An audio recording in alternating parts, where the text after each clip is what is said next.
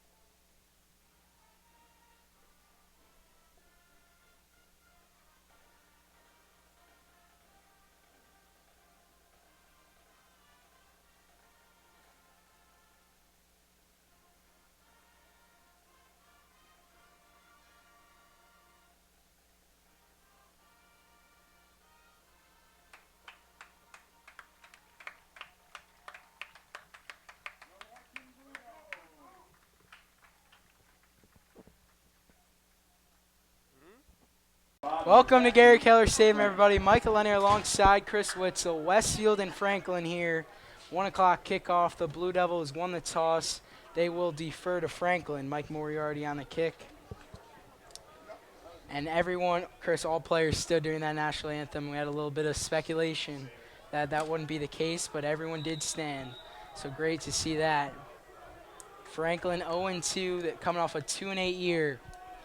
In a bit of a rebuilding stage for head coach Anthony Riccioppi, and kick from Moriarty is down to the 10, and we are underway here in Westfield. And a big hit from the Blue Devils. Mike, I believe that was Joe Sangiacomo there on the tackle, untouched down the entire way of the field. And great tackle, great way to start off the game. It was Marlon Boston, the senior, on the return.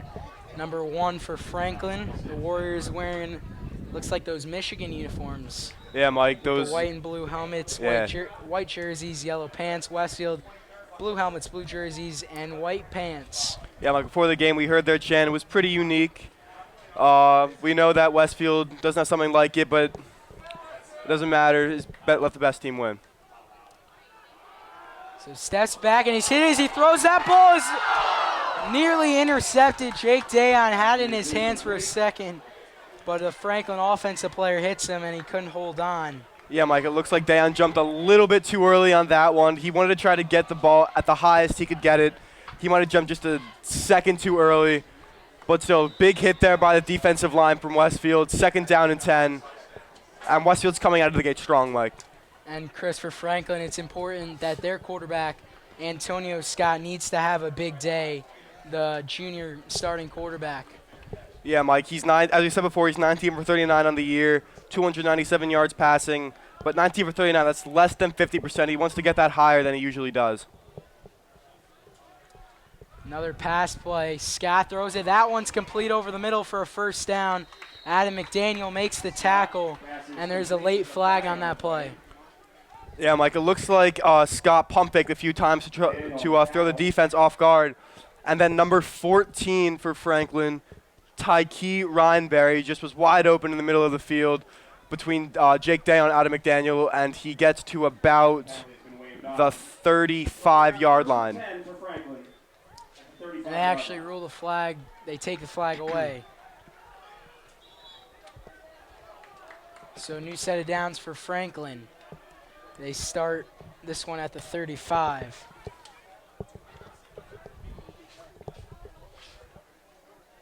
Should see a variety of running backs from the Warriors. There's their first handoff to DeAndre Taylor, the senior running back, also plays some linebacker. Yeah, Mike, but I'm looking at the Westfield defense. It looks like they're running with two safeties. Last week and the week before, they ran with one at Ben Kelly at safety. This week with the quarterback Antonio Scott, who likes to go deep, they decided to go with two safeties, McDaniel and Kelly back there, and decided to take Joe Sanchikoma, who played outside linebacker, out. They might get him in, but as we saw before, he had that huge hit, but now it's Elliott, Ortiz, and Dayon in the linebacker position. 2nd and 5, and Westfield's defense comes up big right there, stopping DeAndre Taylor, and it's Owen Kessler, the do-it-all senior. Mike, again, he's probably the best player on this team overall. Last year in the championship game, I thought he was the MVP of that game, getting so many huge tackles. This year, once again, he has over 20 tackles.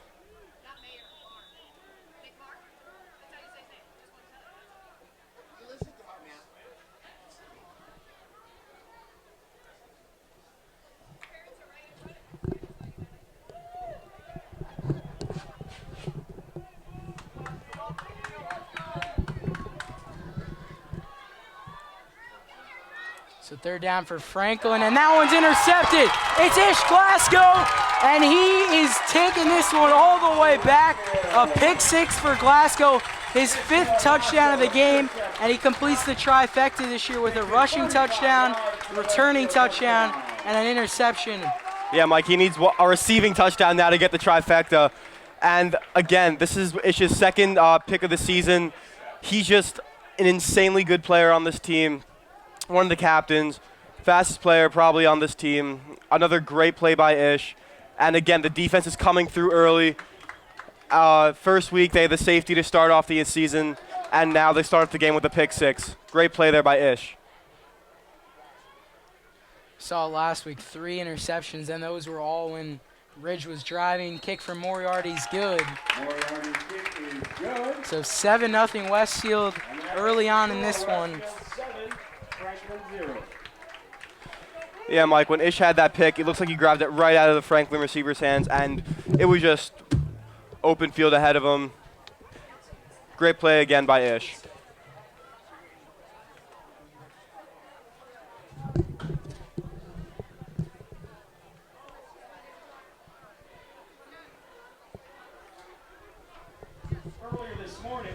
Last week, Chris, we saw Stevie Barton, Adam McDaniel, and Ish get the pick. And he just jumped that one. It was a poor decision by the quarterback, Antonio Scott. Yeah, Mike, before His third interception thrown by Antonio Scott this year for the junior. Yeah, Mike, I mean, before Dan almost had that pick, so I mean, it was probably an omen for the Westfield defense that they're going to get a pick this drive, because that one, Dayon had an easy shot of getting it. It just a little too eager, a little too much anticipation, over-anticipation. But Ish just picked it off, and as I said before, open field to the end zone. So Moriarty boots this one out. And again, it's big return for Marlon Boston. He beats Moriarty, and Marlon Boston is at the 20, and he is gone for a touchdown. So Ish Glasgow with a pick 6, and on the next play, Marlon Boston returns this thing 90 yards, and Franklin's an extra point away from tying this game. Yeah, Mike. I mean, I see Coach Asarno on the sideline. Looks a little angry there. On the kickoff, I believe I saw a hold that wasn't called, but the refs can't see everything in this game. But that was a great return by number 5, DeAndre Taylor. Oh, excuse me, number 1, Marlon Boston. Franklin is now tied with Westfield if they get this extra point from number 17, Hilal. And the kick from Hilal is good. Kick is good. He's now 4 of 5 this year from extra points. And Mike, now Westfield offense wasn't supposed to get on this field on this drive, but looks like they are. Same thing with Franklin. They thought their offense was going to be on the field much longer on their opening possession. Cut short. That's football, Mike. Twists and turns. Anything can happen. And Moriarty now 10 of 10 from extra points after hit the one after Glasgow's return. So Deadly accurate. Ish has 5 touchdowns on the year now. Like, he's responsible for 30 of Westfield's points. They have scored, I want to say, over 60 on the season, but so Ish has about half, Mike. That's pretty impressive. Now it's 72. 30. Blue Devils beat Linden 30-0 week 1 on the road. Just completely destroyed him. And last week off to an incredible start, 21-0 against a very good Ridge team that actually destroyed Linden last night. Ridge beat Linden. And Westfield with a hot start here today, getting the interception, but then on the next play, Franklin returns it all the way back. And Shirk and Glasgow are back to return this one, Mike. I'll go to Glasgow at around the 10, and let's see if he could do the same thing Boston did. Had one against Linden, and he's down around the Westfield 33. Mike, good return there. Very solid by Ish Glasgow. We got it around the, I want to say, 10-yard line, brought it back to about the 38, so about a 28-yard return. 33. 33, Mike, my mistake. But Westfield has fairly good field position to start off this game, and they will be coming out in their usual formation. Shirk and Moriarty out on the receiver, Kaplan in the backfield alongside with Verono and Martini, and Kyle Dombrowski at a tight end. And we talked Verono, who gets this handoff, picks up a yard or two. He was the week 1 starter, had a great game, 160 yards and a rushing touchdown. Did have a fumble last week. Verono did not play due to he was sick, so sat out last week. And Ish Glasgow really thrived at that starting running back position. Talked about in our intro how it's going to be difficult to manage these carries and the playing time on the offensive side of the ball between Ish Glasgow and Verono. Definitely, Mike. First pass play for Westfield, and Phil Martini just a little wide right, intended for the senior Jack Shirk, who caught a 70-plus yard touchdown last week. Yeah, Mike, but it's good that we're seeing Phil Martini and the Westfield offense getting the passing game going early. Last week, as I said before, 3 touchdown passes for Martini, over 200 yards passing. That one's just a little high, but if Phil just, maintains his composure, that'll be right in Shirk's chest next time. And knowing Phil, he'll get the job done. Third down for Westfield. And that one's caught over the middle. It's Mike Moriarty for a first down and more into Franklin territory at the 43. Yeah, Mike, the duo strikes again. Martini to Moriarty. Martini already has 3 touchdown passes to Moriarty on the season. There again for over a 20-yard gain, maybe even a 30-yard gain. But now Westfield in Franklin territory, 1st and 10 from around the 43-yard line. So here's Verono on the carry up the middle, picks up about 4 to the 39 to make it 2nd and 6 here. Yeah, Mike, I mean, 4 yards a carry for a running back, that's all you want. Because if you get 4 yards every 3 carries, that's 12 yards. You're going to keep getting a first down every time. On his first run, he had about 4 or 5 yards, so that was good to see him back. And once again, 4 yards. So Verono looks like he's getting pretty comfortable back in the backfield after missing last week. 8:15 to go here in the opening quarter here at Gary Keller Stadium. Blue Devils 2-0 with the state's longest winning streak, and Martini airs that one out just over the head. of Jack Shirk and Kyle Dombrowski. Good defense there by Franklin, number 5. That Andre Taylor, he was all over Dombrowski there. That's why it was a little high. And good defense there by number 1, Marlon Boston on Jack Shirk. Franklin's got a lot of two-way players. As you see, like, just looking at the sideline, Westfield maybe got about almost double the amount of players that the Warriors have. Yeah, Mike.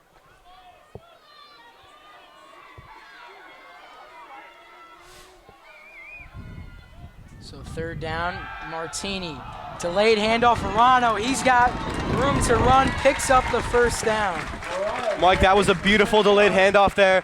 We could hear the Franklin defense yell pass, but when he gave the ball to Verono, they yelled run, but it was too late. Verono had a huge hole by the offensive line, got over a 10-yard gain, first and 10 from about the 30-yard line.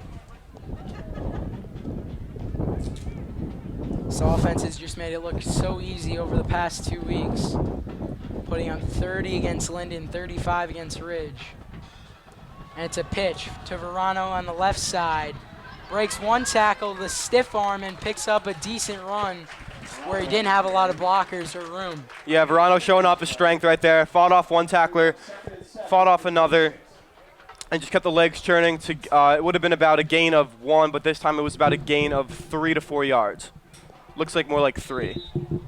Yeah, 2nd and 7 from the 26. Looks like Kaplan's coming out of the game, replaced by Adam McDaniel near side, and Shirk and Moriarty far side, along with Dombrowski on that side as well.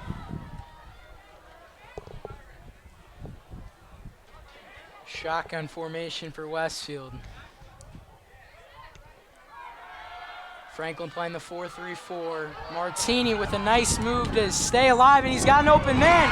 It's Jack Shirk, and he held on to that after taking a big hit.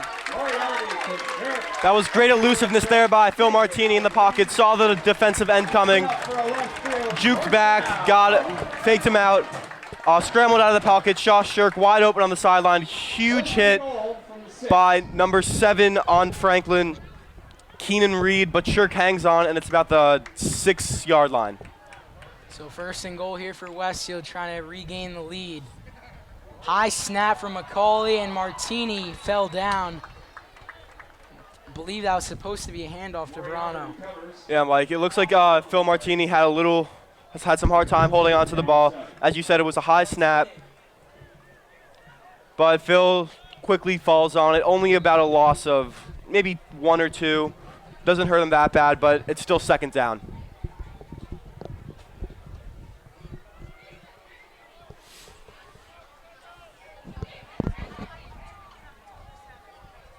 Second and goal after that unfortunate play on first and goal, and Verono gets the handoff, picks up a couple yards there inside the 5.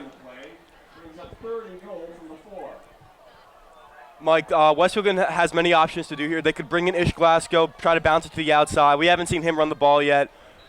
We can see Martini try to float one to Dombrowski in the end zone. As we saw week 1, it was just a little high there. But seeing Phil, he's matured as a quarterback throughout these past 2 weeks.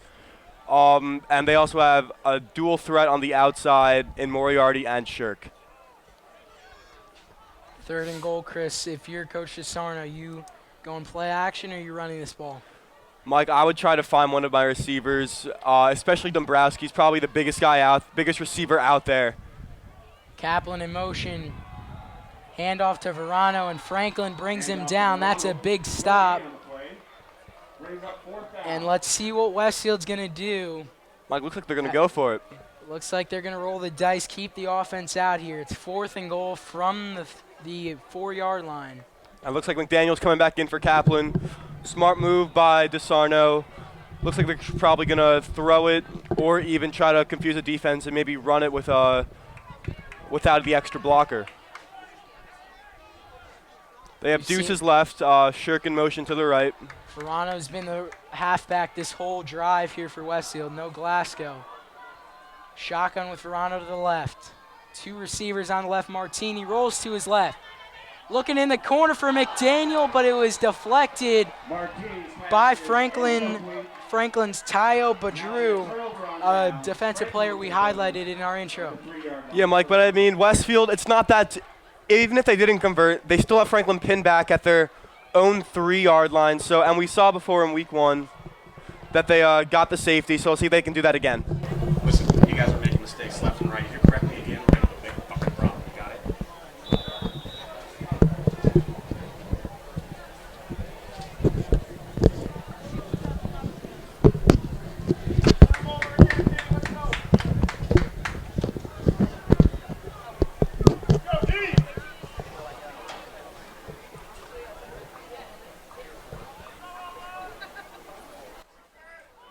And that snap is lost, and that's a safety for Westfield. That's a safety.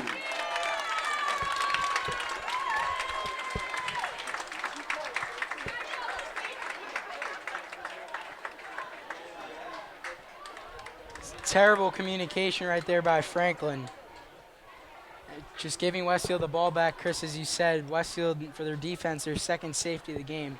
Second safety of the season. Yeah, Mike, but I mean, the defense, nothing really, not much they did there. I mean, it was just this bad snap by the center, but hey, Westfield gets 2 points on the board, and their offense comes back out there to try to get the job done.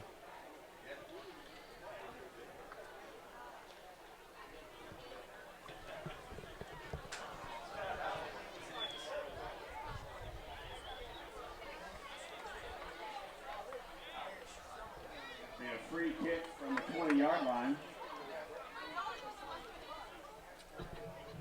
So now Halal's got to kick this one from the 20. And the usuals back there, Glasgow and Shirk. Mike, they're kicking it from the 20, so they're positioning themselves around the 25 or so. Usually they kick it from the 35, and they're positioned around the 10. But now, you know, it's a place kick from the 20. And last time this happened, Ish returned it to the house.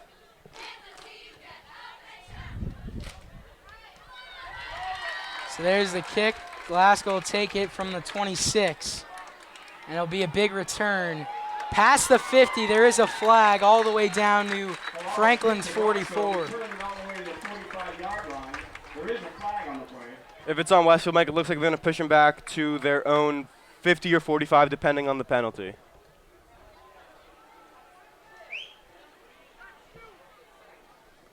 That'll be a hold on Westfield. It's a hold on Westfield. It's a late flag, but it'll bring this one back to Westfield's own 45. Ball back to the Westfield 45-yard line. Where it'll be first Still and good 10 field, Uno. still really good field position though, Chris. Only Yeah. 55 yards to the end zone. Yeah, Mike, it looks like they're leaving McDaniel back out there on the field for Kaplan. Try to get the passing game going a little bit more, or just give Verono, as I said before, try to confuse the defense by giving Verono the football.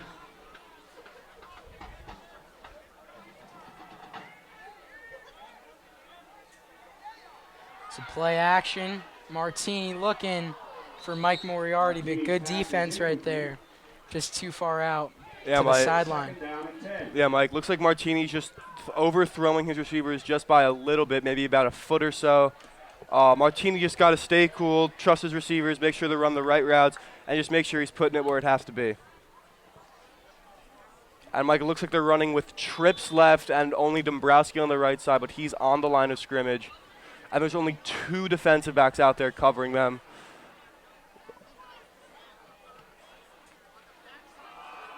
Another handoff to Verono and just able to get past that line of scrimmage. Franklin's defense is playing pretty well so far today. Those 9 points were all courtesy of Franklin's offense with Glasgow's return and the safety. Yeah, Mike, Westfield's offense, I mean, they were storming down the field before last drive. But yeah, you said before, Franklin's defense is just stopping them short, just holding their ground. They're just doing a really good job out there.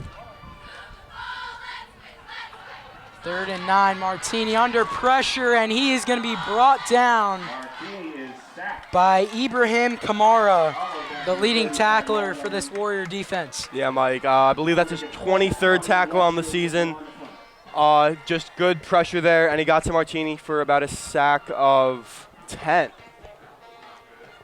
So now Dombrowski and the punting unit comes out for the first time this afternoon.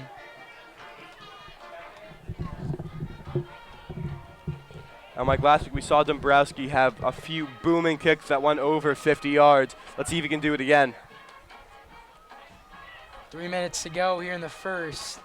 Good punt from Dombrowski. He'll take a bounce and roll down to around the 26,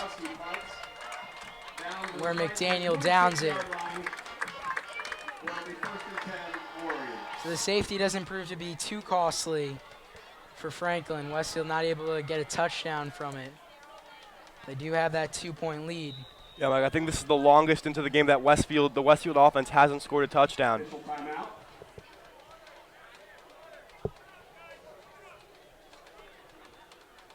Official timeout here on the field, and we'll step aside on BDTV.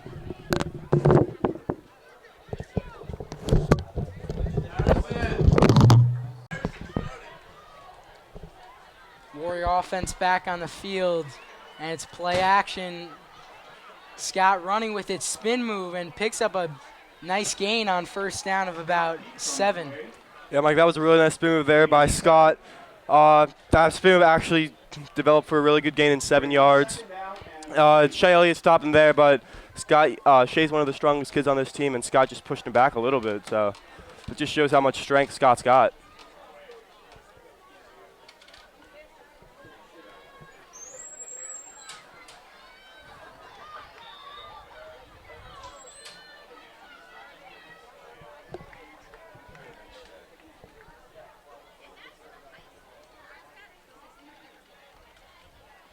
Another handoff, and Westfield's D comes up big. Jeff Gagum, the first Blue Devil. Excuse me, Gagum and Ortiz. Again, Drew Ortiz getting in the backfield. Jeffrey Gagum, one of the biggest guys on that D-line, getting in there as well. I believe that's Ortiz's 27th tackle on the season. Leads the team. Drew's having one hell of a year.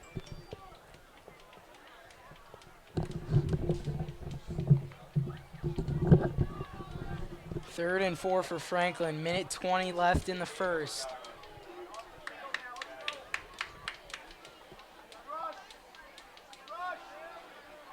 And it's a little screen pass to the running back, and Franklin's got a first down and more. DeAndre Taylor with the screen reception and all the way into Westfield territory. Yeah, Mike, it looks like Ortiz was blitzing again there. He got through, but that was just a beautiful dump-off pass by Scott to Taylor, and that was over a 20-yard gain. Last time these two teams met back in 2013, Westfield won by a score of 40-14. That one, I believe, was at Franklin 3 years ago. Two teams haven't met since, but they did meet. We actually call the Westfield Franklin basketball game, as this is a nice run by number 9, Tayo Badru. And Mike, there are 2 flags there on the play. Appears to be a hold by one of the Franklin players, so that'll push him back about 10 yards. We talked about Glasgow it's a hold on Franklin. Talked about Glasgow completing the touchdown trifecta with a rush, return, and interception. So I guess for that fourth one, maybe we'll see him receive one down the line. But now UI and Alex have called the sports trifecta: Westfield Franklin football, basketball, and baseball. Westfield's won the basketball and baseball one. We'll see what they could do today. Not all, probably, definitely their worst start of the season. Oh yeah, Mike. I mean, yeah, as I said before, this is probably the deepest that the Westfield offense has gone into the game without scoring. Kind of a dry spell right now, but the defense, it's a battle of defenses right now. It's another handoff to DeAndre Taylor. Gagum on the tackle. Taylor on the carry. Jeff Gagum comes up with the stop. Gain of 5 on the play. He's second and 15 on the 48-yard line. That's the end of the first quarter. So the first quarter comes to an end. It's second and 15 for Franklin. When we come back, an interesting first quarter here in Westfield. Ish Glasgow with a big interception return for a touchdown, but then Franklin on the next play. Marlon Boston, their senior, defensive back, receiver, and running back, and returner, takes one 90 yards to the house, ties it up, and then Franklin has a bad snap after Westfield gets a turnover on downs on Franklin's 3. We'll be right back here on BDTV.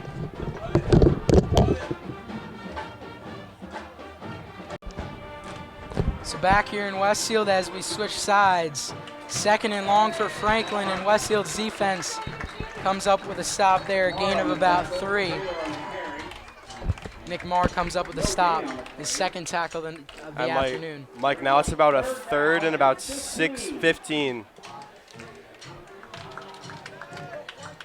3rd and long for Franklin. They got to get all the way down to the Westfield 36. Mike, as I said before, they're going 2 cornerbacks, 2 safeties, and this is the perfect time to do it with 15 yards to get 3 of their strongest linebackers in there. It's going to be hard for Franklin to convert here with trips on the left side. Westfield bringing the pressure, and they get him. And Mike, I believe it's Owen Kessler on the sack for Westfield to bring up 4th and very long. Yeah, Mike, Kessler brought everything right there. He brought him down, and Jake Valivera, number 22, brought the final blow for a huge loss. It looks like Westfield's putting everyone in the box except for McDaniel with Shirk back. And that was the punter was so close to the line of scrimmage. Shirk calls for a fair catch. Franklin guy was in the way, and that one will be down at the 36. That was a very interesting formation. The punter, I believe it was Halal, was literally like 7 yards away from the line of scrimmage. Not sure what Franklin was trying to do there. And on that kick, it could have been a flag for interference. Number 8, Claiborne Fields III, was right in the way of that punt for sure. Really couldn't go anywhere. Yeah, Mike, I mean, usually punters aren't 7 yards away. They're about 13. Handoff to Verono, and he's got room. Stiff arm. Verono still on his feet, cuts to the middle, and he's finally brought down at the 33. A huge run for Matt Verono. I'm sure that one feels really good after missing last week. Yeah, Mike, that was his biggest gain coming back, probably his biggest gain. Well, no, when they played Lynn, he had a huge gain, but this time it was a 45-yard gain. Matt Verano's back, like.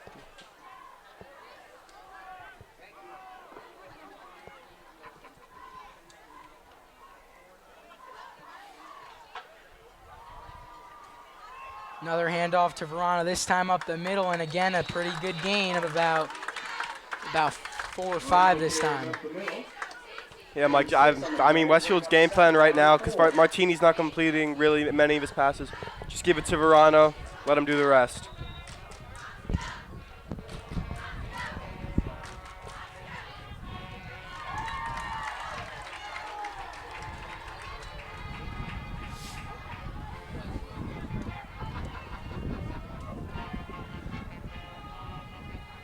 Second and 4.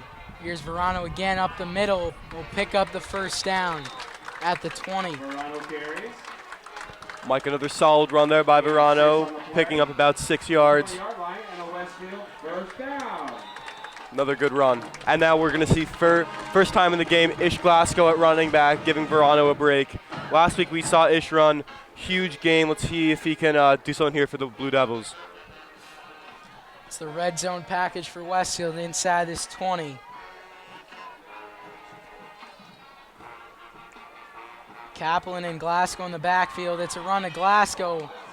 I think he fell down before he got hit there. Yeah, Mike, he also had a huge hole there. If he didn't slip, he would have gotten probably another 5 or 6 yards. And Ish is coming out.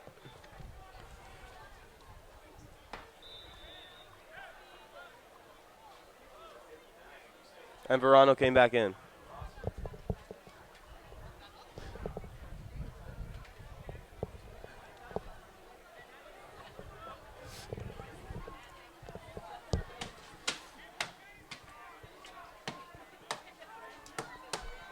This one's to Verono, and he's going up the middle.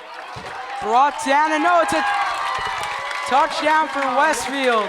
Matt Verono fighting through the defense and gets into the house. Yeah, Mike, a 20-yard TD there. That's his second touchdown of the season. It's good to see Mac Verono back.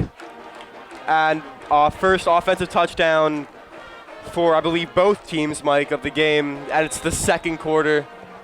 Now let's see, Mike Moriarty can get 11 out of 11 PATs.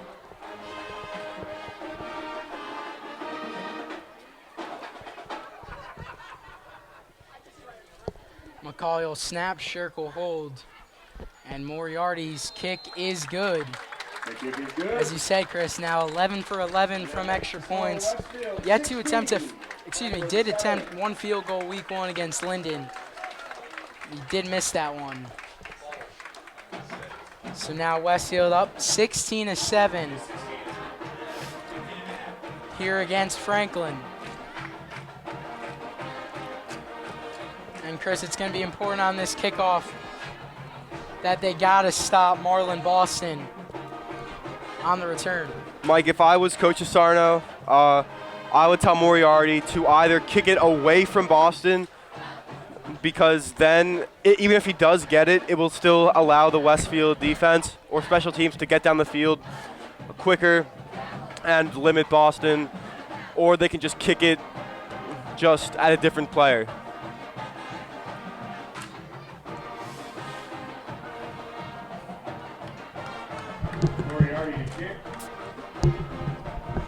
Matt Verono's touchdown comes with 8:11 to play in the second quarter.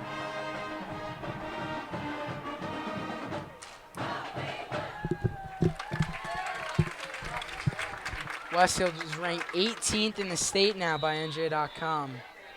They finished the year last year at number 6 after going perfect 12-0 and winning the state championship. Moriarty's kick is to the 10. And again, it's Marlin Boston, and this time he'll go out of bounds at the 40. So yeah, Mike, looks like Boston might have cut it up there, but just good containment there by the defense with Stevie Barton on the outside and pushed out by number 8, Connor Scanlon. First time hearing his name today, Mike.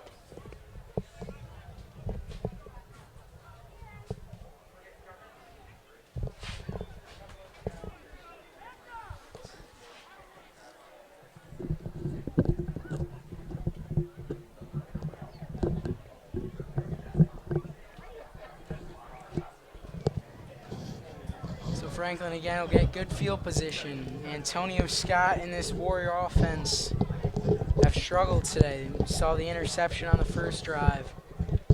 And those 7 points are misleading because it was off Boston's return. Westfield's defense really shut this Warrior offense down today. Yeah, Mike, and it appears Joe Sangiacomo coming onto the field. First time today, we saw Adam McDaniel getting in there at safety, but now it looks like DeSarno's going back to his regular defense with Sangiacomo back in there at outside linebacker, and Ben Kelly, the lone safety. Now they have deuces both sides. Down and Sangiacomo covering the slot receivers. It's a handoff to Marcus Roberts, his first carry of the game, and Westfield stops him for a loss. Gain of 1 on the play. Kessler there for the tackle. Second down and 9. Owen Kessler there for the stop.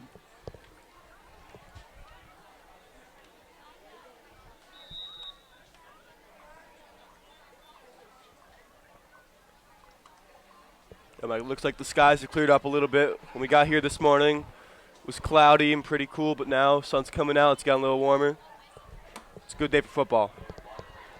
Perfect day for football here in Westfield. This one's a pitch again to Marcus Roberts, and Westfield's defense again comes up big. Yeah, Mike. Owen Kessler and Jeff Gagum with a stop. Yeah, it looks like Kessler got in there first, and then Gagum just came in and just threw him down. Loss of 5 and a third down and 15. Once again, that happened for Franklin last drive, and the Westfield defense shut him down. Sangiacomo comes out of the game, replaced by McDaniel, and that's what happened last time when it was 3rd and 15. Just get that extra defensive back out there so they don't get a big play. 3rd and 15 with 6:40 to go for Franklin. I'm talking about the perfect weather, 70 degrees to be exact. Lot colder this morning. Scott going to his left, still rolling. Gagum might have got held there, and that one is incomplete. McDaniel with the deflection. And like the fans aren't happy with that. Jeffrey Gagum was definitely held there by the one of the offensive linemen from Franklin. But nevertheless, it was incomplete pass, 4th and 15, and now Halal will come on to punt with Jack Shirk back. And Mike, let's not forget week 1, Stevie Barton had that partially blocked kick. And as you said before, Halal was only 7 yards back. Looks like now has a decent yardage. Halal kicking for Franklin. It's Kevin Lewis punting, our mistake. And again, he's pretty close, and that one is blocked. Franklin will recover, but Westfield obviously takes over. I believe it was Owen Kessler. It was Owen Kessler, in fact, on that block punt. Give the credit to the entire middle of the special teams unit. The 1st and 10, Westfield, 34-yard line. Mike, again, Westfield has amazing starting field position inside Franklin's 35-yard line at their 34. Last drive, we saw Westfield's offense. I don't see if they can do it again by scoring another touchdown. And Chris, I'm not a coach, but I think Franklin's coach, Anthony Rasiobi, has to realize you can't stand that close to the line of scrimmage for your punter. Just doesn't make any sense at all. You don't see any other team at any other level do it. Martini looking for Shirk in the corner of the end zone, and he caught it for a touchdown. Jack Shirk with an amazing catch. Got both feet in bounds, and a really, really nice throw from Phil Martini. Yeah, Mike, a 35-yard touchdown pass by Martini. We said before they got to get the passing game going. They did just that. They now have a 22-7 lead, about to be 23 if Mike Moriarty makes his 12th PAT of the season. Westfield's offense is finally coming alive, Mike.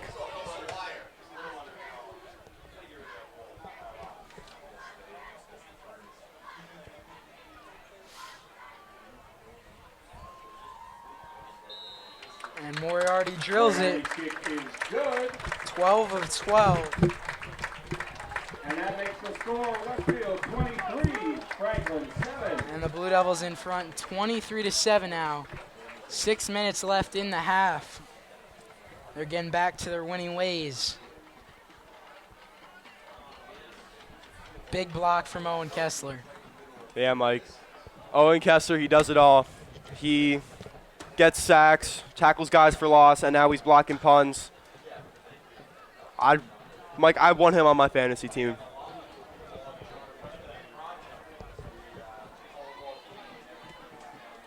Only real problem for Westfield today has been when after they score a touchdown, kicking it away to Marlon Boston, who's broke free to about the 30-40 twice and broke free for a touchdown once.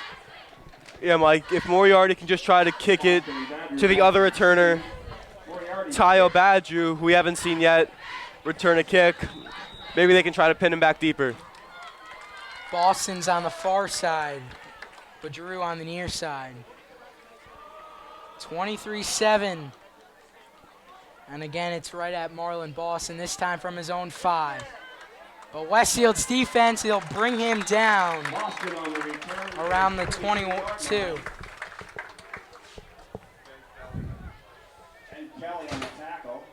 Senior safety Ben Kelly comes up with a stop.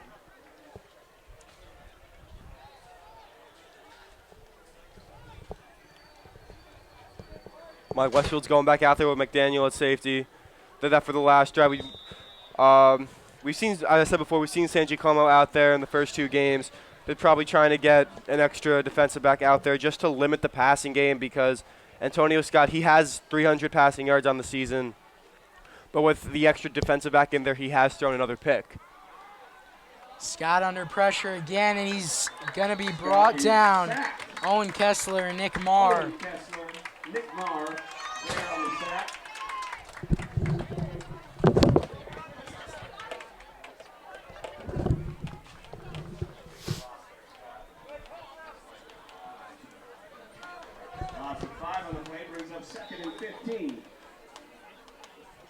Sack of 5 from Kessler and Marr. I believe that's Kessler's third of the game, third sack. He's also had a couple tackles for losses you mentioned and that block punt on the previous punt.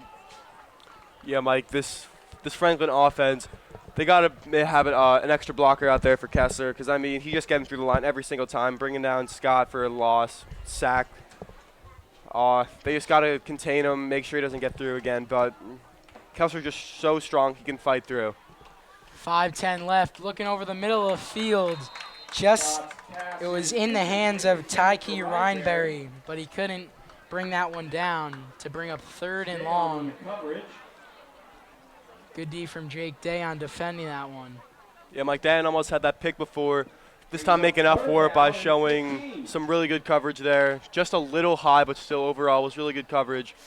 That brings up about 3rd and long, 3rd and 15. And Westfield's faced this 2 times. This is going to be their 3rd time. Let's see if they can make a 3 for 3.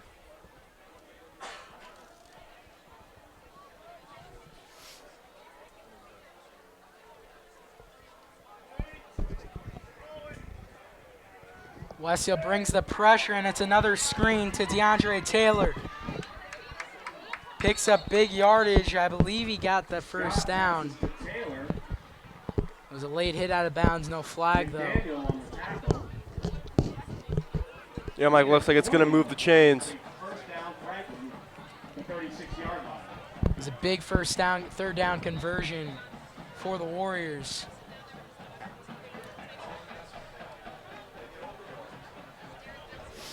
As we go under 5 minutes here in the second quarter here at Gary Keller Stadium.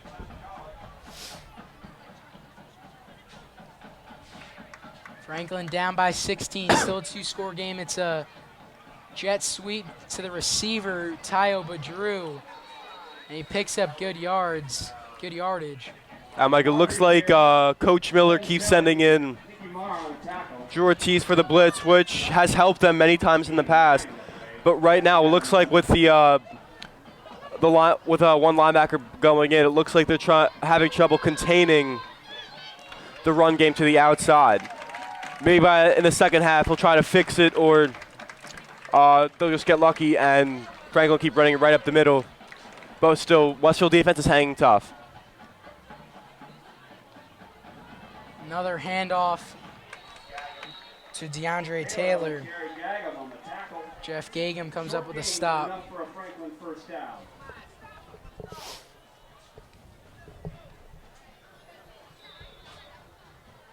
First and 10 at the 48-yard line.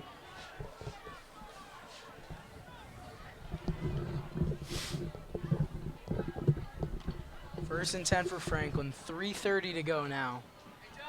Mike, they're running deuces both sides with Taylor in the backfield. They can make this an interesting game if they could get a score here, but Westfield's defense is not letting that happen. They come up with another sack. Mike, what's that? Kessler's Owen Kessler again. Kessler's 4th sack of the game.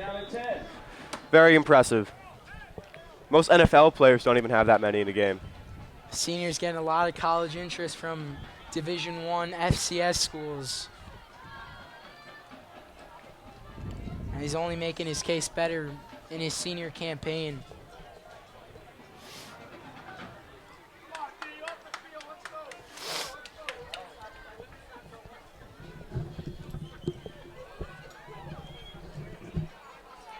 Second and 10, and Badru is brought down. Scott completes the Badru. Kessler on the tackle, loss of 5 on the play. Timeout called, Mike. By Westfield.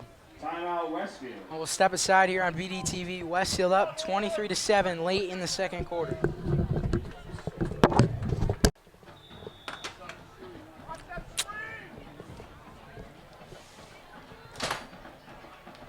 .226 left here in the second. 3rd and 15 for Franklin. Antonio Scott drops and throws over the middle, and it was dropped by Ibrahim Kamara, the tight end. And it'll bring up 4th down and 14. 4th and 14, and now Franklin has to punt it again. And Mike, Kevin Lewis back out there. yeah, Mike, as we This said before, time- he's gotta move back. Lewis back to punt. Sorry about that, Chris. This time Lewis is a little further back in normal punting position at the 31. But Mike, he takes a huge step before he's about to punt it. It looks like he's at 7 yards behind the line of scrimmage. High snap. And again, Kessler almost had it. And that one is recovered by Franklin. It touched Glasgow's foot. I believe that's going to be Franklin ball. Ball is punted down to the 26-yard line. It will be Franklin football. I had a clear angle of it, Chris. It definitely touched Glasgow's foot inbounds. Ball was deflected off a Westfield player and recovered there by Franklin. Just an unfortunate play right there. First and 10 Franklin at 26. Yeah, Mike, it's not like number 20, Adam McDaniel, who ran into it. Didn't mean to. He had his head down the entire time. Touched Glasgow's foot. Glasgow, Mike, my mistake. So that punt works out in favor for Franklin as they move all the way down to the 25 with 2:05 to go. Trying to cut this lead. They're down 16, misdirection to Badrew. Reverse to Badrew. Ortiz on the tackle. Loss of one on the play. Brings up 2nd and 11. Westfield's defense so talented, and they're having a great day today. Yeah, Mike, Ish had that pick six, then that safety that, I don't want to say they turned, but brought the pressure, and it was a bad snap by the Franklin center. Westfield's defense is responsible for some points throughout the season. Chris, I think we both agree Franklin needs a touchdown if they want to win this game. And that one is incomplete, intended for Marlon Boston. Double coverage by Ben Kelly and Ish Glasgow. Yeah, Mike, good coverage there. Antonio Scott showing off his arm right there. Yeah, like we heard before this game, that Franklin goes for the big plays, those 30, 40 yards, sometimes even 50-yard plays that get him a touchdown right there. As you said, we saw Scott's arm. And had that ball been caught, wouldn't have counted anyway. It was illegal formation on Franklin. Westfield declines the penalty to bring up 3rd and 11 from the 27. Mike, do you think that's a good decision there? Taking the down but not the yardage, or vice versa? There's not a lot of time left for Franklin, and 3rd down, I would agree with Coach's decision. Coach Jim DeSarno in his 11th year here at Westfield, 73-55 overall record. And of course, the 2015 state championship. It's a QB keeper, and Westfield is there for the stop. Owen Kessler. He is everywhere today, Chris. Yeah, Mike, every tackle that Westfield gets, you're probably going to hear Kessler's name. I mean, just such an athletic kid. Said before, getting looks from D1 schools. I mean, have a day, Owen. Ball's at around in between the 26 and 27. It would be like a 43, 44-yard field goal for Halal, but it looks like Franklin's just going to keep their offense out here. It is 4th and 10. That clock is ticking, under 30 seconds to go. Franklin still has timeouts left, and they'll use one here. We'll stay on the air. Yeah, Mike, they're at that point in the field where it's like a no-man's land area. It's too far for a field goal, too short for a punt. Only option is to really go for it because, I mean, if they kick it at like this age, they probably rarely couldn't drill a 44-yard field goal. That's where it's so important to have a good kicker like Mike Moriarty, he's got a big foot, strong leg, a career long of 47.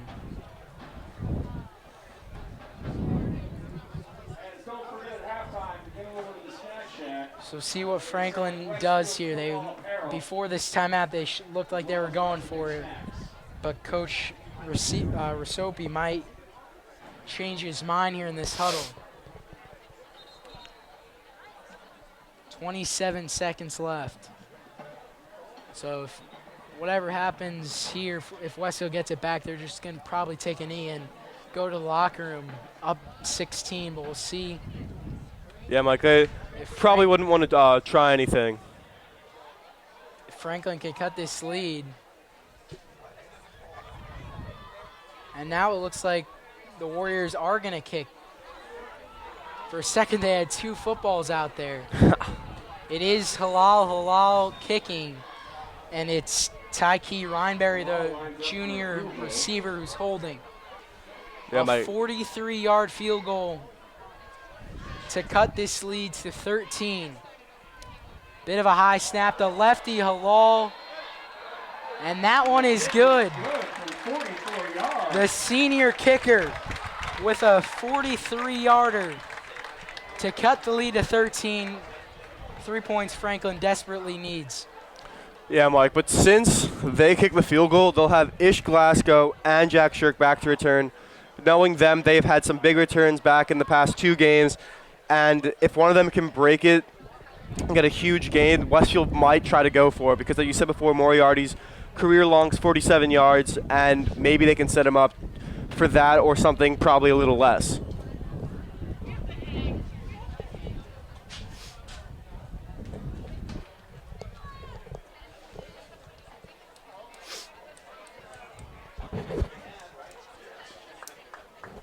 Week 1 at halftime, it was 16-0 Westfield. Week 2 is 21-7. Now it'll be 23-10 unless Westfield will score these last 27 seconds. I'm like, with 20 seconds left on the clock, it might be smart for Franklin just to squib it, give it to one of the second-tier guys, Dayon Kaplan or Kelly or Obsgarten, just so they get him down in not great field position, but also not to allow one of the best returners on this team to take it back.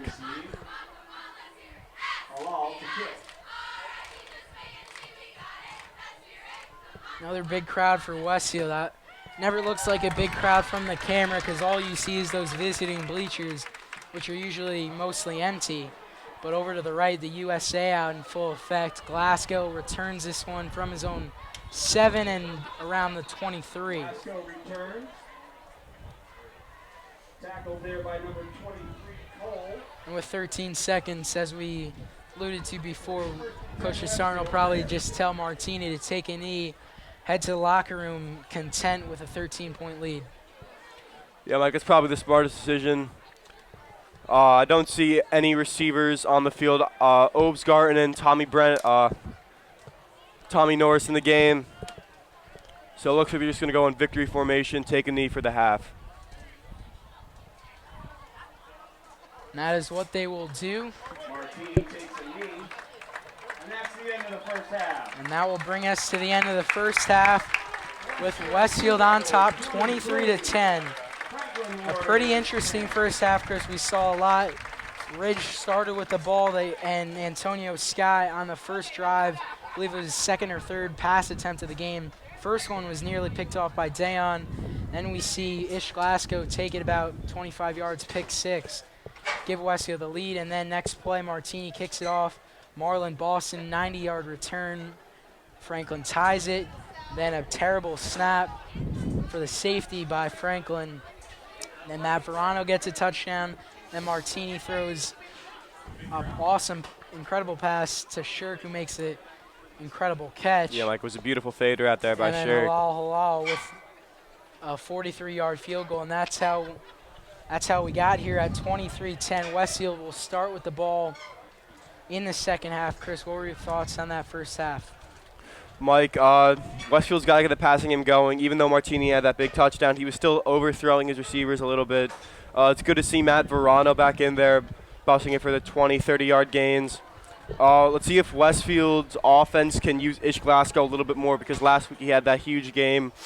This week, however, we haven't seen him as much. But maybe with a few coaching decisions at the half, Westfield should be back in the game and make something happen. And we can't mention the first half game recap without mentioning Owen Kessler, About 5 sacks, bunch of tackles for losses, and a block punt. Having a great half. We'll have second half coming right up here on BDTV. Westfield up 23-10. What's our mascot? Warrior. All right, perfect. That's all I need.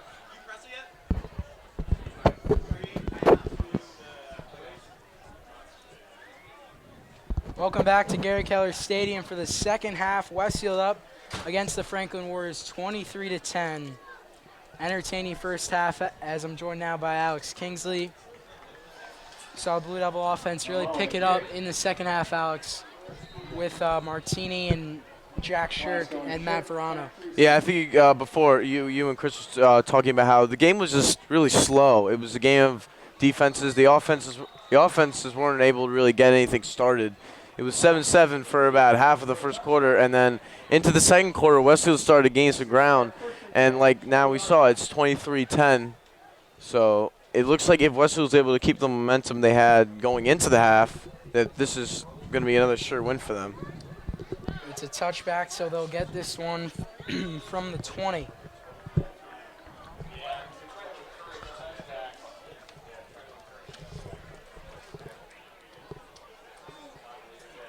It's pretty interesting there. Glasgow didn't take a knee. The kick went into the end zone. Ref just ruled it a touchback. High school rules. There's Verono. It has some room to the outside. Will be brought down. Verono carries. You know, it's so interesting. It's so interesting. I swear, every single time when Verono gets the ball, it's almost like he runs for double the amount of time. I mean, usually a run would only take just a few seconds, but he takes double that. I mean, he was up there still fighting for extra yards like for 5 or 6 seconds, and always fighting. And was able to get it done.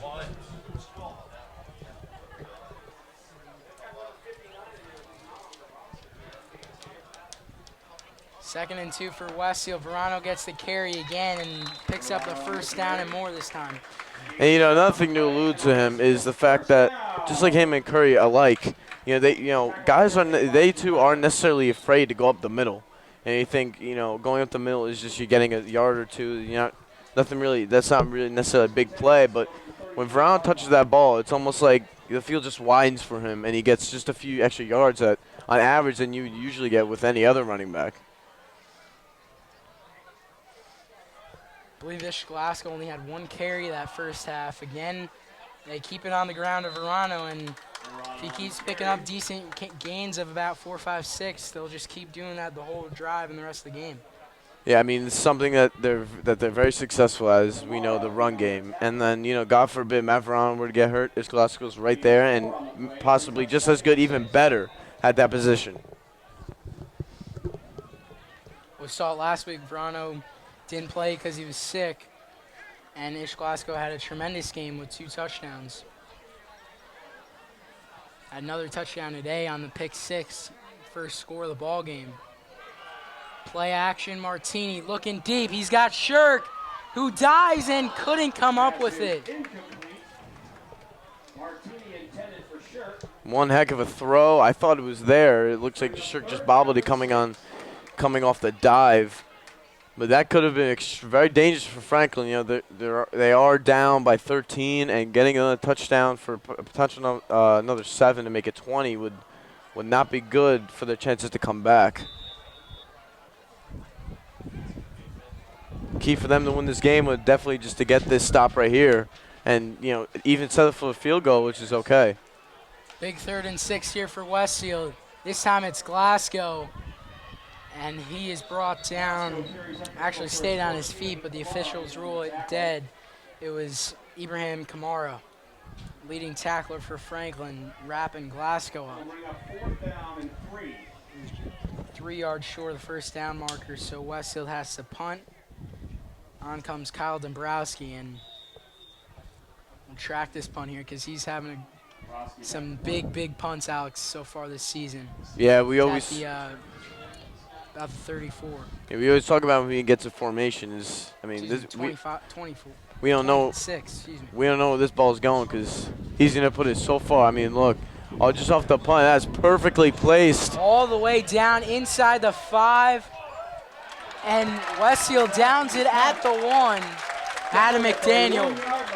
Rolling, and Incredible punt by Kyle Dombrowski. good thing for that Adam was there. Yeah, that was a that was a perfect punt. Yeah, roll. Adam McDaniel was there to get the stop on the 1 yard line. This is another potential safety situation for this Westfield defense. Well, against Linden, Westfield's defense just made a big stop for the safety. Franklin's safety was just a poor snap by their center. Went over the head of Antonio Scott. Wouldn't be surprised if Westfield's D comes up big here, Alex. We saw it before. They had the safety. I think it was just a bad snap. Went out of bounds from the end zone. This time we could see a sack for the safety as well. Scott rolling. Flag and thrown. he's able to get by, picks up a first down and around the 20. But as you said, Alex, there's a flag in the end zone, and this actually, if it's on Franklin, it's going to be a safety.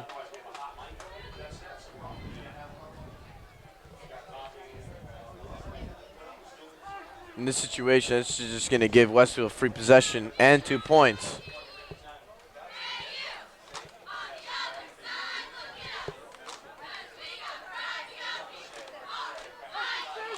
Still waiting on the official call. There it is. It's holding on Franklin. Depending on where the hold is, it's a safety. And the flag was in the end zone, which means it would be a safety. Coach DeSarno is trying to. Only half the distance to the goal. It's about half a yard, basically 2.5, maybe 2.5 inches, 2 inches So from the end zone. They say the penalty happened outside the end zone.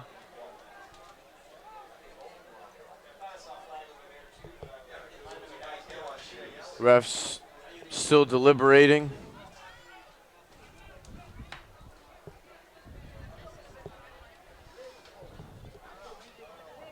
See, the Westfield coach is not happy with this decision right there. They ended up declining the penalty.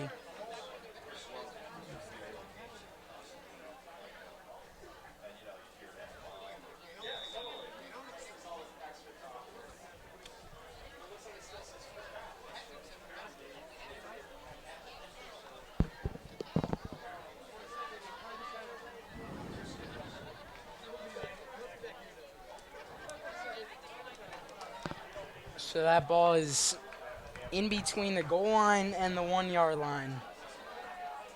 And we believe it's first down here for Franklin. Scott under pressure. Gagan was chasing him. He chucks it up, and it is nearly caught.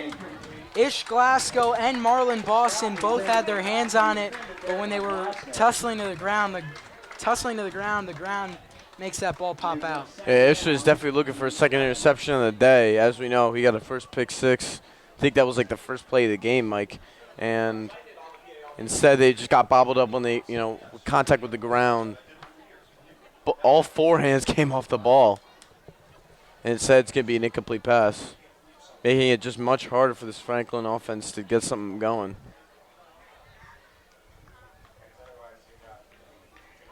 Mike, this is, I don't know what the play call is here. Third down, like inches from the end zone. Very potential opportunity for a safety. I would say try for a pass, and if you don't get a punt, set up for a punt. But I say do not run. And that one is incomplete. Nearly intercepted. Yeah, the ball was deflected up. Adam McDaniel or Stevie both could have made that play, but didn't. And Trey Elliott might have got a hand on that one. 8:48 in the third. Brings up 3rd and 10 from inside the 1 for Franklin. And that punt is going to be very interesting. We've seen Westfield block one, and there's going to be no room for Kevin Lewis to work with. We've seen he Seen that he likes to work really close to that line of scrimmage on his previous punts. I mean, it's almost gonna be like he's used to it, because like you said, I mean, basically all he has is line of scrimmage is basically the end zone and then just out of bounds. 3rd and 10, Westfield rushes 5. Scott airs it out, incomplete. Intended receiver Tayo Badru fell down there. Actually, yeah, Stevie Barton I think was the cornerback on the play. Actually looked like he almost hit him down. I mean, that could have been a flop, but of course, coaches on the Franklin side were arguing for the pass interference. I wouldn't be surprised if they had thrown it, because we've seen last game when Westfield played Ridge that these refs, if they see even just a little contact, they'll call it. 8:40 to go, and whatever happens on this punt, I could guarantee you that Westfield's going to have excellent field position. Definitely a play you don't want to miss right now. I mean, Westfield's going to get the ball in field goal range practically. Somehow Lewis able to punt that one away. Shirk will play it off the bounce at around the 30. And he breaks a tackle, spin move, and he's all the way down to Franklin's 12-yard line. A very nice return by Jack Shirk.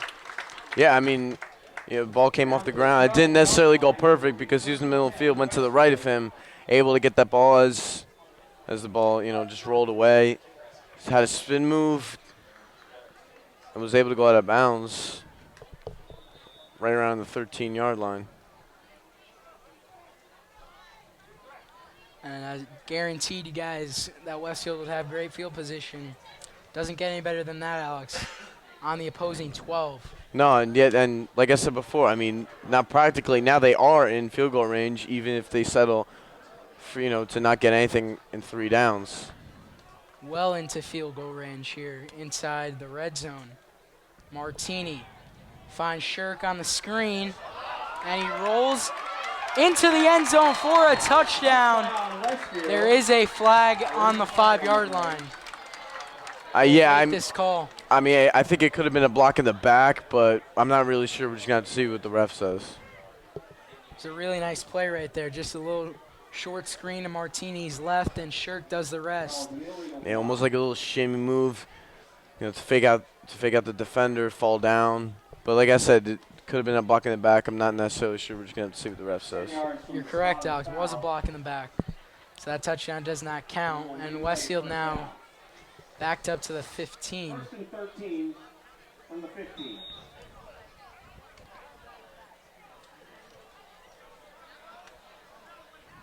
Not 1st and goal, though. That first down marker at the 2-yard line.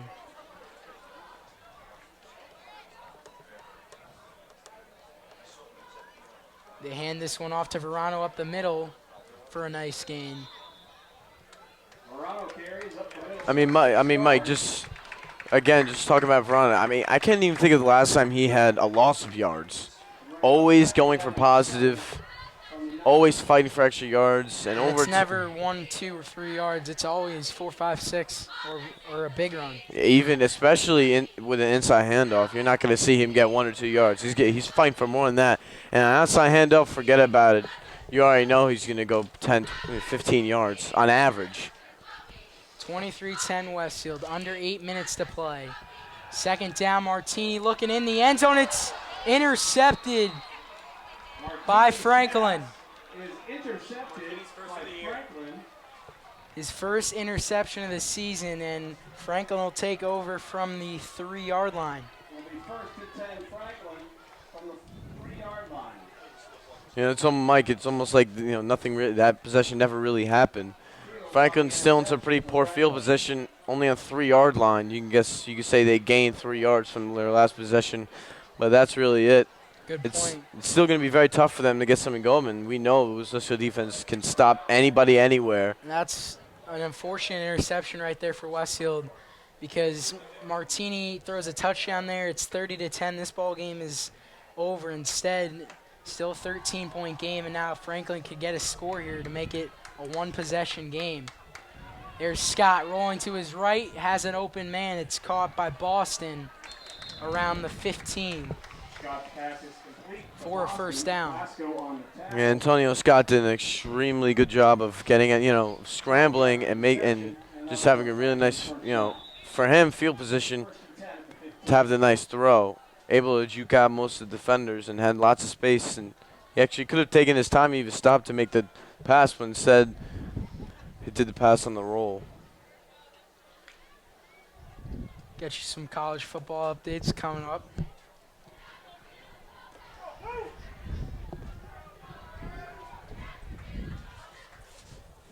Scott hands it off and he runs with his running back, DeAndre Taylor, for a decent gain. Gain of 6 on the play. It's kind of interesting. They might have a little misconnection on that handoff, it looked like. Yeah, and Valabera came up with the stop. in like we were saying, in this position there's no room for error because with with a bad snap, bad handoff, rest of the defense is going to hop on the ball, and at worst case scenario that's going to be a touchdown. Otherwise, Westfield could retain possession. 2nd and 4 for Franklin. Junior Antonio Scott, and he is met by Nick Marr and Owen Kessler. And Jake Valabera was there first. Westfield defense, especially that defensive line, always crashing in the trenches.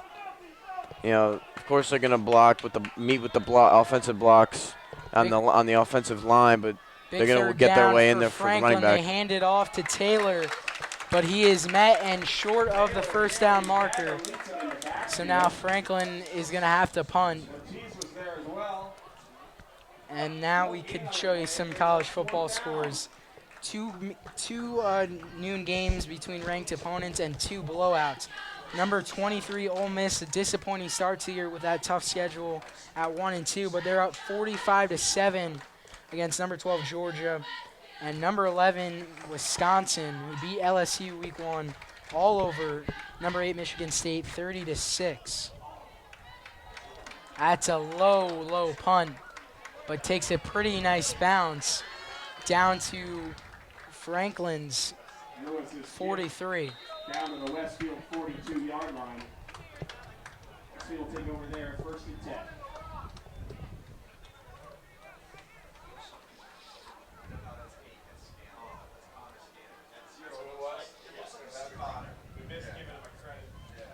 Field offense, and another great field position for them to start out with. Verono up the middle for about 4 or 5. Gain of 5 on the play.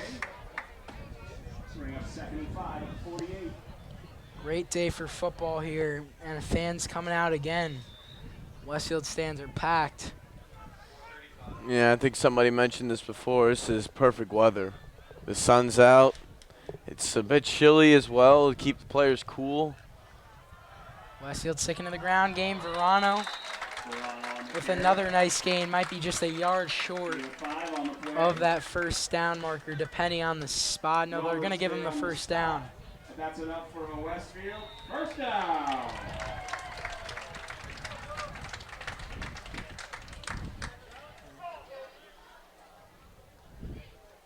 Clock at 4:10. Westfield, if they could get a touchdown, would probably end this thing. Franklin on the verge of dropping to 0-3 on the season. They were 2-8 last year. Westfield, of course, ranked 18th in the state of New Jersey, as Verono, a short gain right there. Ranked 18th in the state by NJ.com. And they own the state's longest winning streak at 15 games, trying to extend that to 16. And next week, the Blue Devils will be on the road at Watchung Hills Friday night, September 30th. Under the lights in Watchung. We'll have the call for you right here, as always, on BDTV. Should be a pretty good one. Week after, Westfield's back home for another Saturday 1 o'clock game against Union. And they just keep giving it to Matt Verono. He just keeps picking up yardage. Yeah, I mean, we've said it before in previous games, but when the run game is going very well, a lot of burden can be taken off the quarterback's shoulders. A lot of pressure, and therefore he can sit back, relax, and do what he's supposed to do instead of having to worry about he's got to make every play if the run game's failing. Something you always want on a team. And that's going to be an encroachment on the defense Offsides on defense. 5-yard penalty and enough for Toby Westfield. Alade. First down.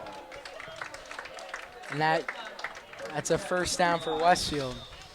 So poor miscue for this Franklin defense just keeps the drive alive for the Westfield offense.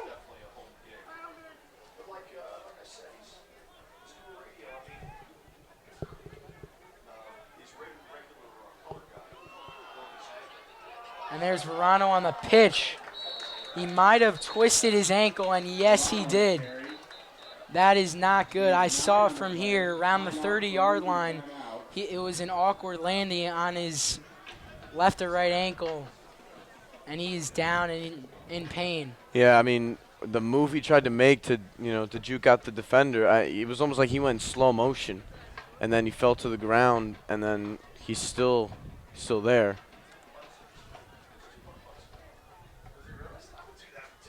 Obviously not a good sign right here. Matt Verono, who missed last week's game because he was sick, and now he's down on the ground.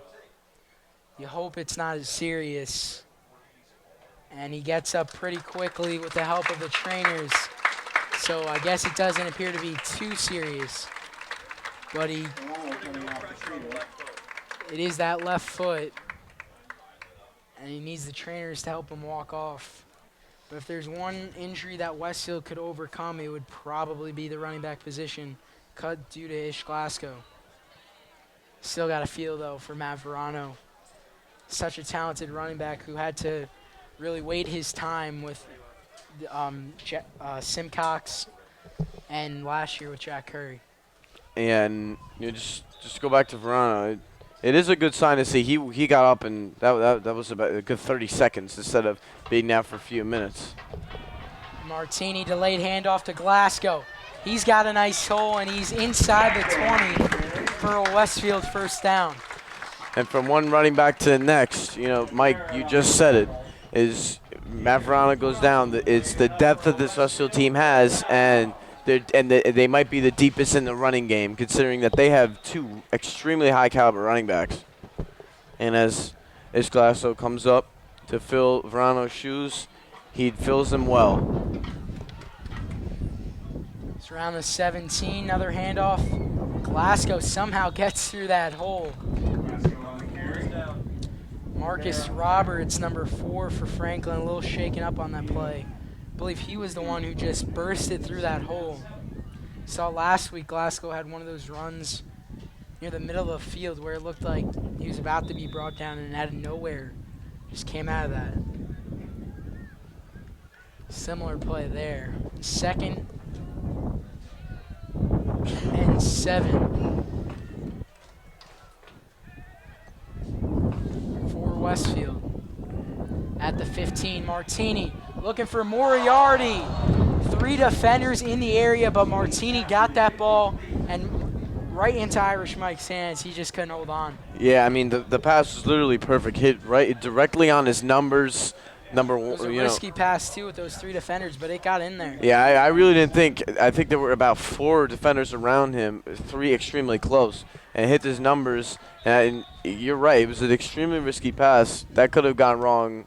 1 second, a tenth of a second faster, tenth of a second slower. This could be Franklin's ball back. We did see on that last drive for Westfield, Martini threw the red zone pick. On 3rd down, they pitch to the right to Glasgow, and Franklin's defense comes up with a stop. And now we could see Mike Moriarty to attempt just his 2nd field goal of the season. But right now it looks like we won't see that just yet. They're going to let this clock run, and then they have a decision to make. And Mike, 4th and 5, up 13. Field goal gives obviously 16-point leads, but still a 2-possession game. And Mike, yeah, and that really just proves the point that this is an extremely high offensive powerhouse. Only attempted 2 field goals on the season. This is the 2nd field goal attempt of the season, and they will attempt it. 10 seconds left. And that's going to be encroachment on Franklin. Westfield lets that clock tick, and Franklin just gets impatient, and they come out. They come across his line of scrimmage. On the defense. 5-yard penalty. That's a 5-yard penalty, Westfield, and it's going to be a first down.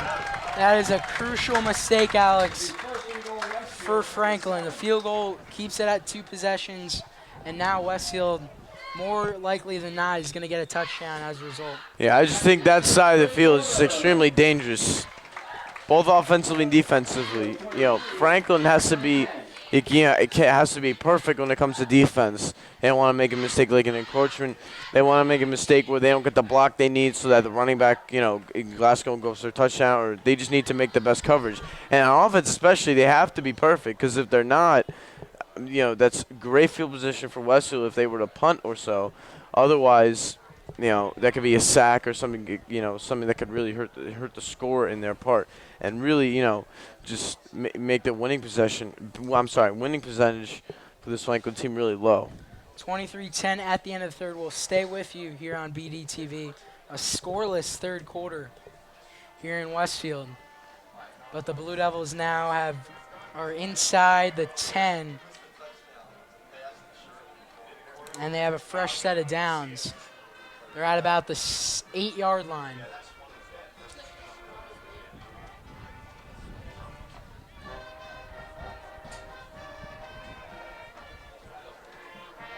And if we could get a shot of the trainer table before this fourth quarter starts, Matt Verono over there with the ice around his left knee and ankle.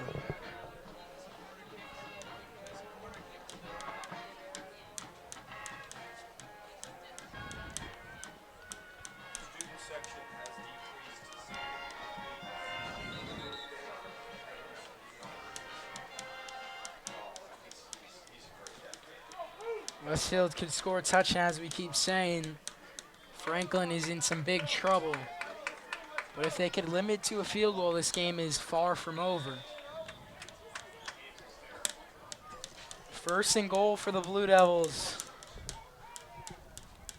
From the 7, hands it off. Glasgow picks up a yard or two.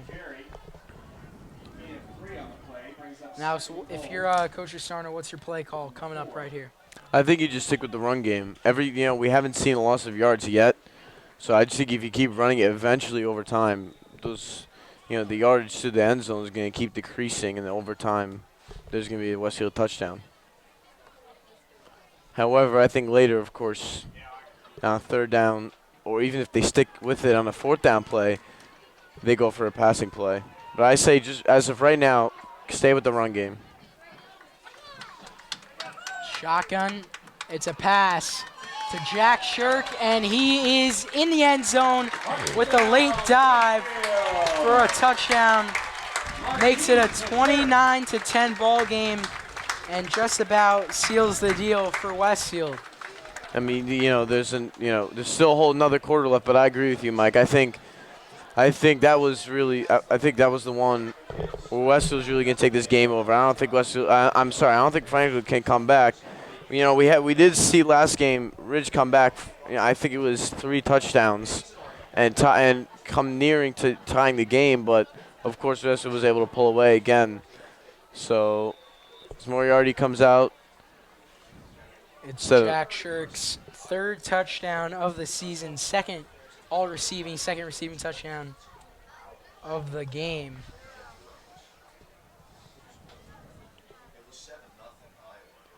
And Moriarty drills the PAT. That Franklin defensive line got pretty high, though. And that makes the score Westfield 30-0 now. 10. Blue Devils in complete control, and they are 11 minutes away from being 3-0. It's Mike. It's for about 2 years, the special team doesn't know what losing feels like anymore. They've almost lost that touch. It's almost like winning is just the usual thing for them, which is an extremely good feeling as a coach, as a fan, and as a player as well, to know that you're going to go out there and you can give it your all and most likely win the game too.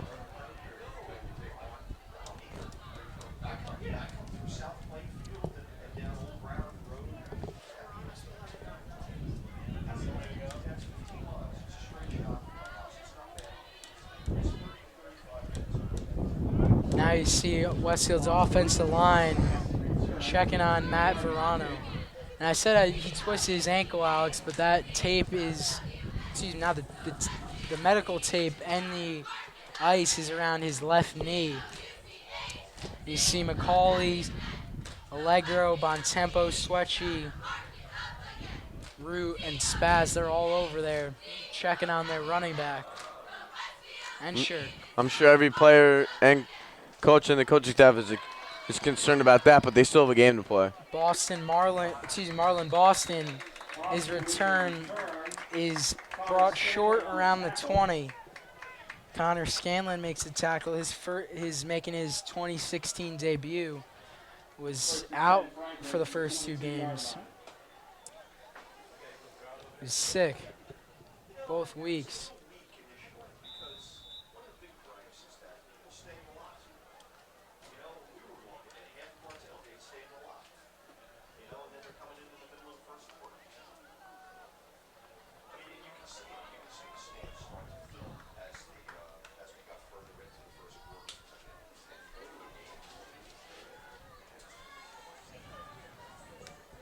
This one's complete out and a nice move, but a big hit from Will Swartz and Nick Marr at the end. Yeah, Nick Morrow, you possibly even argue as a late hit, but came up from the top as Swartz was down low at the legs and just completely took the Tayo Badru out.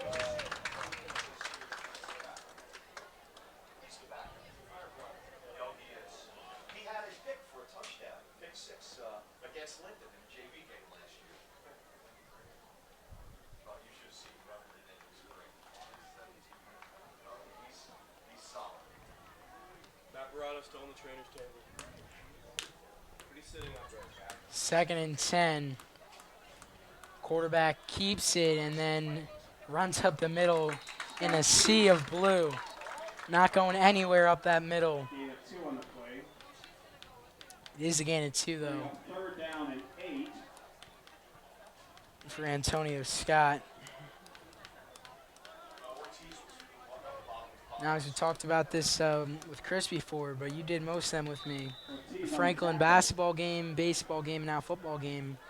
Westfield won all 3 of those. They could hold on to this one. And we know Westfield's pretty strong in all sports.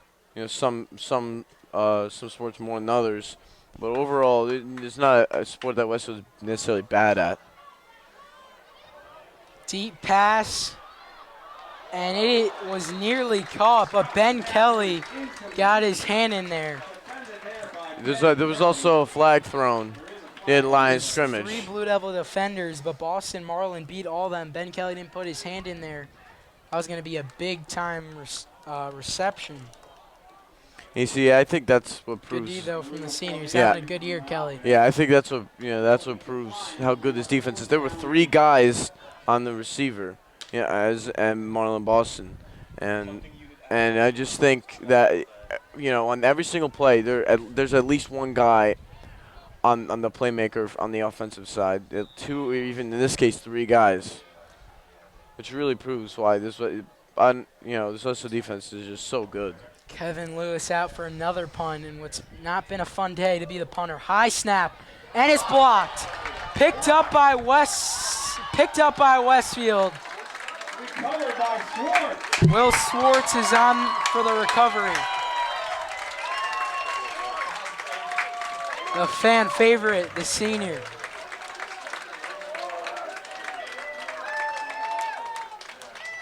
First and goal Westfield at the 6. Westfield picked that up earlier. It could have been a touchdown. Not a big deal, though, now at the 6-yard line. It's been the Franklin special teams coaches have to realize their punter has to be further back, Alex. Yeah, this is, I think on every punt they just haven't learned the fact that, that their punter's only back like 7 yards. And in the NFL, you see that these guys are back 15 yards, just in case.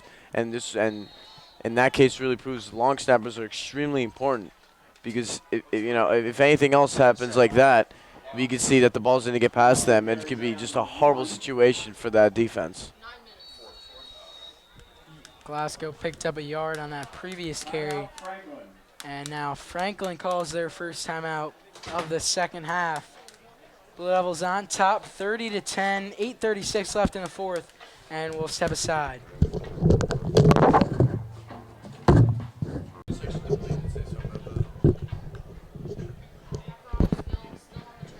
Thank you. Wait, see if you can see my geese there. Seriously, I'm gonna want to go see him. 2nd and 1 for Westfield. They hand it off. Glasgow spin move, and he got in there for a touchdown. Touchdown, Westfield. Good second effort by Ish Glasgow. The 1-yard carry. Makes it a 36-10 ball game. And the Blue Devils improving to 3-0. Westfield just adding on to this lead, soon to be 27. And then if Franklin would have come back from this drought that they've had, and how much they're down by, that this would be like a top 10 comeback in the country.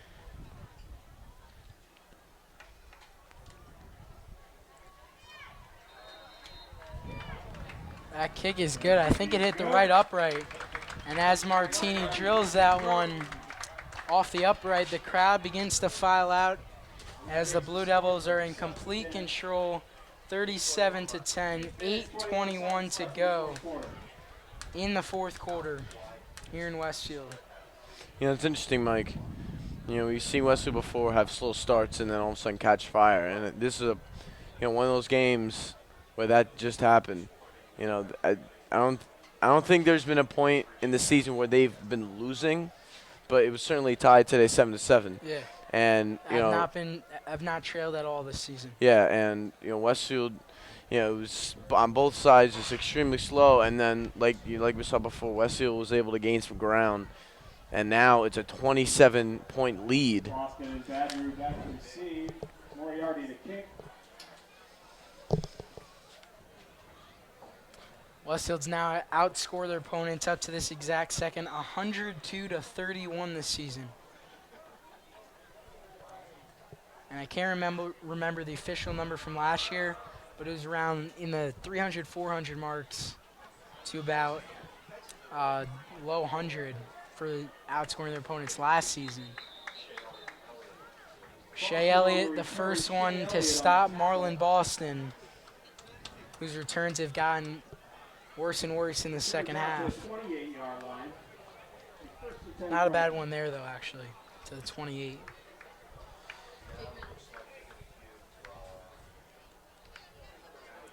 Looking at this Westfield schedule, Alex, big question is, when is this team going to be in a close game, or are they going to be in a close game?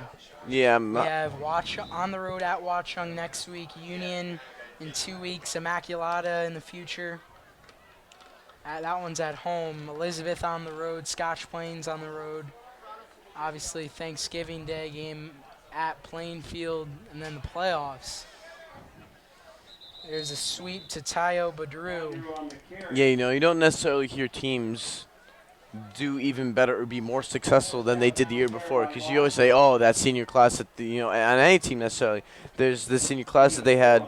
Just how could you About after a team wins a state title. Yeah, I mean, how could you come back and just be just as good or even better of a team?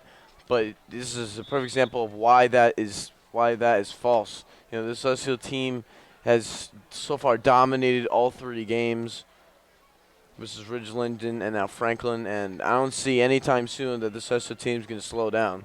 And that is a big hit. Jeff Gagum wraps up DeAndre Taylor. Loss of 2 on the play brings up 3rd down and 8.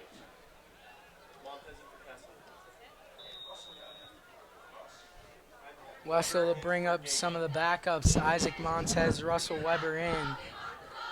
Taking a shot is Franklin McDaniel on the coverage. Ooh, almost intercepted that one. Again, extremely good coverage. Able to get in front of Boston. I'm sorry, in front of Reed and just stopping the pass. You know, Mike, it was interesting. That McDaniel was the only one there. Usually you see Kelly on the deep pass. But it's not going to matter anymore because there's going to be another 3 and out. Another punt. And Emmett Smith is back to return this one. He calls for the fair catch at Westfield's 36. It'll be first and 10 Westfield from the 36.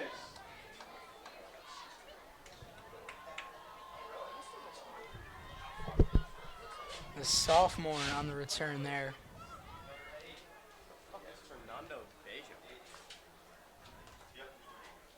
Second stringers coming in. Jake Salter at quarterback. And with a 27-point lead, Westfield will bring in Jacob Salter, the sophomore, number 17 at quarterback. So that, if you were wondering who the backup is, it's Jacob Salter. So he might be the man for next year. Also some rumors about Hank Shapiro, who's right now a freshman, could be starting at varsity next year. DeBella also on that run, but now coming out. Got And a then lot comes of subs Tom coming DeRosa. in. As you said, those sophomore, we're seeing a lot of sophomores now. Tommy DeRosa. He's in at halfback. Also Ian Humphrey, excuse me, in the game at receiver, number 15 on the near side. To hand off to DeRosa for a nice gain. Always nice to get these sophomores and the upperclassmen who don't play as often some time. Well, it's good for more than one reason. One, it's good because these guys don't necessarily get to play a lot, but it gives them the experience. Plus, it also gives them in the future. In a few years, they're going to be the leaders on this team. They need experience. They need to become veterans on this team and really perform well as their upperclassmen have done before. And it looks like that whole backup offensive line is in. Another run for DeRosa. Brought down pretty quickly there. Brings up 4th down. Westfield will punt, and Aiden Bolin is now on to punt for Westfield. Bowling back to punt.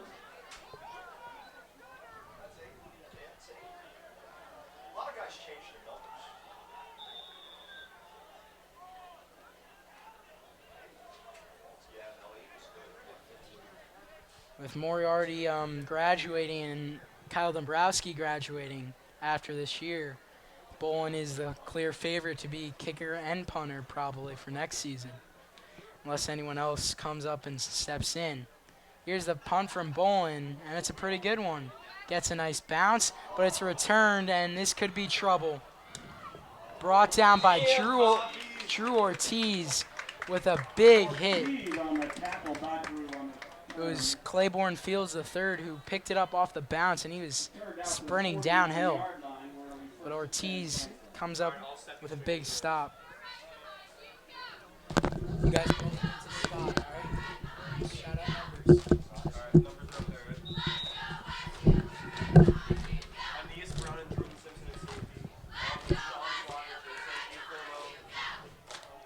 So a lot of backups in for the Blue Devils.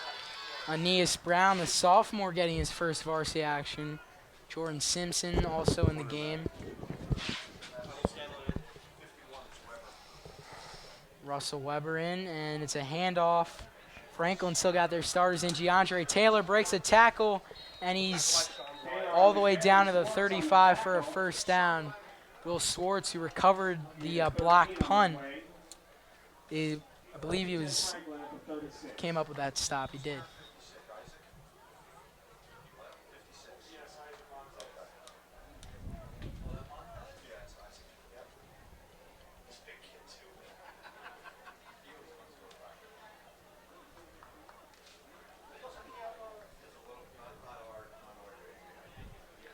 .345 left in the 4th. Westfield up 37-10 against Franklin. These two teams going in opposite directions this season. Westfield's going to be 3-0, Franklin 0-3. Delayed handoff. Westfield almost got a big hit, Taylor on the carry. and Will Swartz is there. Was the first one there.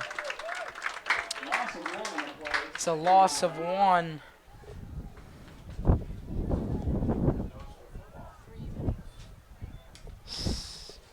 Excuse me, 2nd and 11 for Franklin as the breeze comes in here in the booth.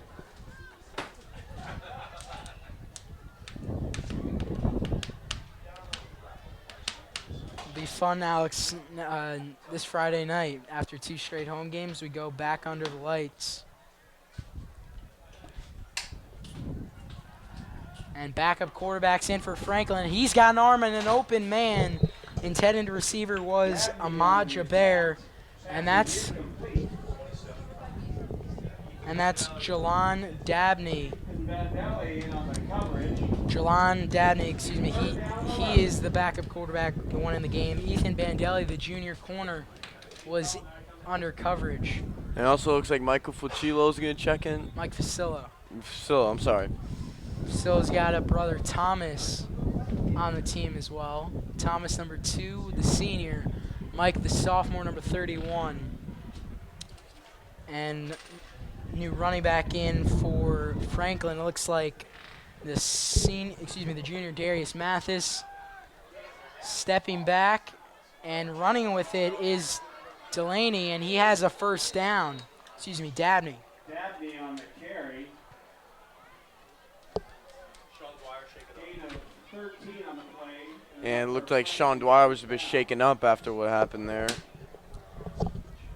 Forced out of bounds by Dwyer. It was a 13-yard run for Jalan Dabney, the sophomore quarterback.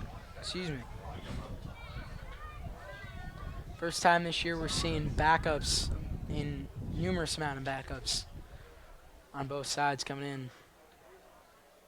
Didn't really see that against Linden, even though it was a 30-point win for Westfield. That pass is caught, and right around the first down marker. Jaber on the reception. It was Ahmad Jaber, Tackle. Gain of 9, third sophomore to and 1. sophomore. So if you're looking for a bright spot for Franklin, it was right there. Dabney to Jaber, the 2 sophomores. That second down.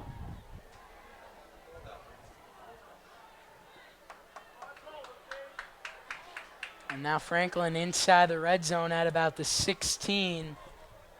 2nd and 1. Fake the handoff. Dabney going to run with it, and he's brought down.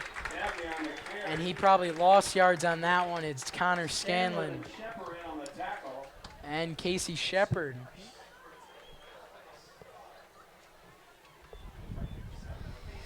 Yeah, Mike, you were saying before in backups coming numerous numbers. This whole formation they have on defense is completely backups, and I think, like I was saying before, it's really good for them to get the experience and also just have some fun out there. Just because the score may say one thing doesn't mean that you don't have to play as hard. These guys definitely want to play harder to get their start, to get spots, possibly even to start. And another handoff. Good stop by Westfield by Joel Madera, the sophomore. Running up for a Franklin first down.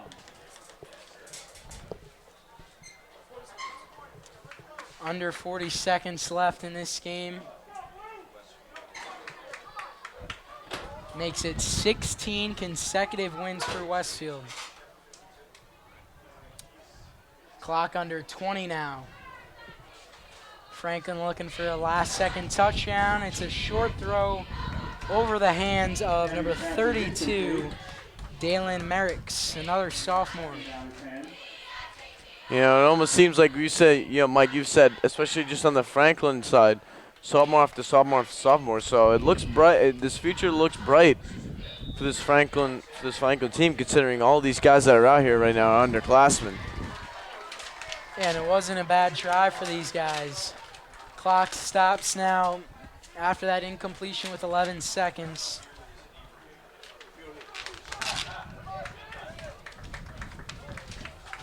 It is 2nd and 10. And that one is incomplete. Again, intended for Dalen Merricks. Intended for Merrick.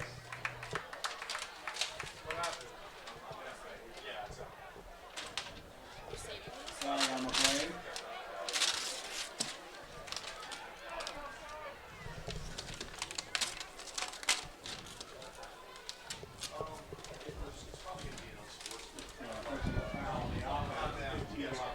There was a 15-yard penalty on Franklin right there. Looked like After it was a the bit of. whistle, believe it was unsportsmanlike conduct. I mean, that's just. That's something you don't want to see. It's almost like you're being a sore loser out there. You take what you have and you do the best with it. There's only 5 seconds left on the clock. There's no need for that play. So 10 seconds, 3rd and 25. Dabney rolling, fires one in the end zone, and it is just past the hands of Anthony Bagwell, and that wraps things up here in Westfield. Westfield wins it 37-10 from start to finish, Alex. The Blue Devils, excuse me, not really from start to finish, from about towards the end of the first to finish. This Westfield team dominated Franklin, and they improved to 3-0. It's a great day to be a Blue Devil wherever you may be, and that state longest winning streak improves to 16 games dating back to Thanksgiving Day 2014. And Alex, as Westfield continues this streak, who impressed you today on the Blue Devils team? So I mean, I think honestly, there wasn't necessarily star. Everybody worked really, really hard from that starting point that they have later in the second quarter. I believe personally that it was Matt Verono up until he got hurt. Every single time he got the ball, he always did something with it. He may not have had tremendous plays or jukes, but he was always able to get like 2 or 3 extra yards than what you would expect out of a running back from his caliber, and especially from how he runs. In an inside handoff, you don't expect all those yards. I think just like I just said, towards the end of the second quarter when they caught fire, Westfield, everybody was a factor. And in football, especially when there's 11 guys on each side of the ball, this is a team sport, and everybody has to work together. Everybody has to come together as one to make one cohesive unit, and in this case to win games. And like you just said, this is a 16 straight win they've had since 2014. Well, hopefully you enjoyed our broadcast today, and we'll see you on Friday night. Westfield goes on the road to Watchung Hills. The 30th of September should be a good one this Friday. And for Harrison Bailey, Chris Witzel, Derek Kingsley, Alex Kingsley, I'm Mike Leonard saying so long from Westfield.